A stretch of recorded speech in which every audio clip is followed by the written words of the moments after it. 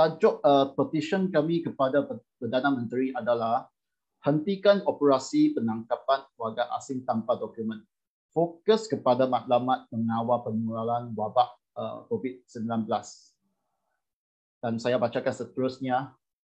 Kenyataan akhbar oleh Yang Berhormat Datuk Seri Hamzah Zainuddin, Menteri Dalam Negeri pada 29 Mei dan 3 Jun telah mewujudkan persepsi di kalangan ramai bahawa kerajaan telah buat keputusan melancarkan rancangan untuk menangkap dan menahan orang asing tanpa dokumen ataupun pendatang asing tanpa izin parti dalam lingkup kerajaan pada skala yang besar-besaran dalam masa yang singkat. Kami dari berbagai organisasi dan individu menandangi petition ini berpendapat bahawa pendekatan menangkap dan menahan warga asing tanpa dokumen pada masa ini akan merumitkan lagi usaha melawan pandemik di kalangan rakyat Malaysia. Kerana pertama, operasi sebegini akan menakutkan kaum pekerja asing sama ada antara mereka yang berdokumen atau tidak berdokumen. Malahan, tindakan sedemikian akan menyebabkan mereka menjauhi mana-mana wakil pendapatan kerajaan. Justru, ini akan mengalahkan usaha kerajaan untuk mewujudkan imuniti kelompok ataupun herd immunity di Malaysia.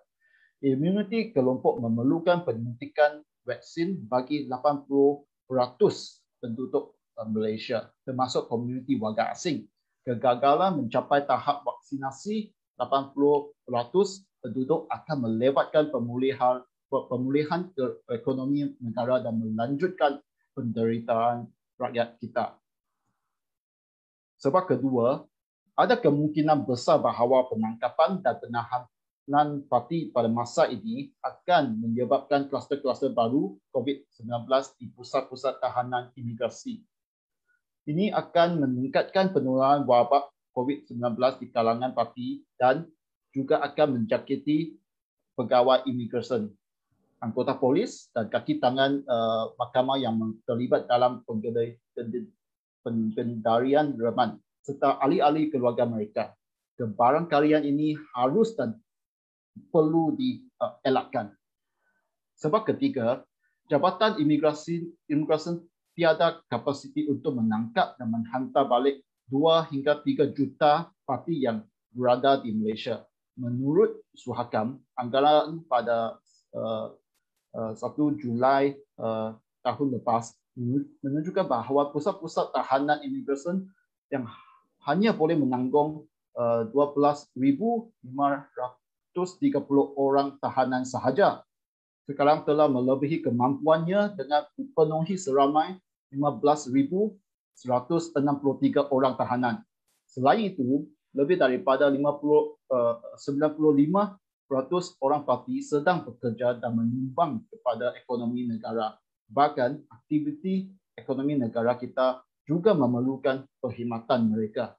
Mungkin Yang Berhormat Datuk Seri Hamzah Zainuddin percaya ketegasan beliau dalam hal ini akan membantu dalam mengatasi masalah wabak COVID-19. Tetapi beliau harus mengingati bahawa setiap pelan tindakan yang diambil mestilah berasaskan analisa saintifik yang jelas, objektif dan munasabah.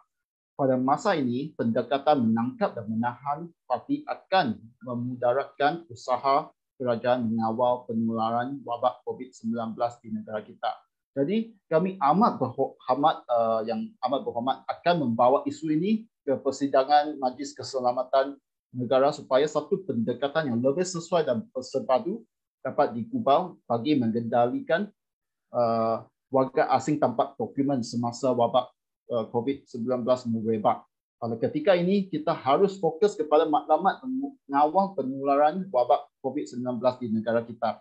Maklumat lain adalah sekunder dan harus ditanggung jika ia bercanggah dengan maklumat utama, iaitu mengawal dan mengatasi penularan wabak COVID-19.